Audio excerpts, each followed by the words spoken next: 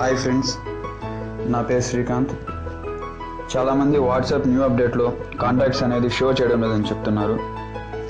ఈ వీడియోలో మీరు కాంటాక్ట్స్ అనేది ఏ విధంగా చూడాలో చెప్పబోతున్నాను. ముందుగా వాట్సాప్లోకి వెళ్ళి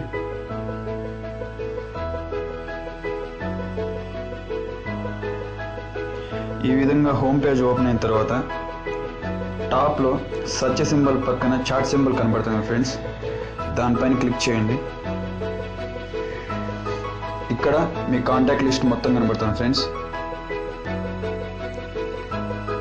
ఇక్కడ నుంచి మెసేజ్ పెట్టచ్చు ఫ్రెండ్స్. Thank you friends. ఈ వీడియోలో ఇంతే అండ్ బాయ్ బాయ్.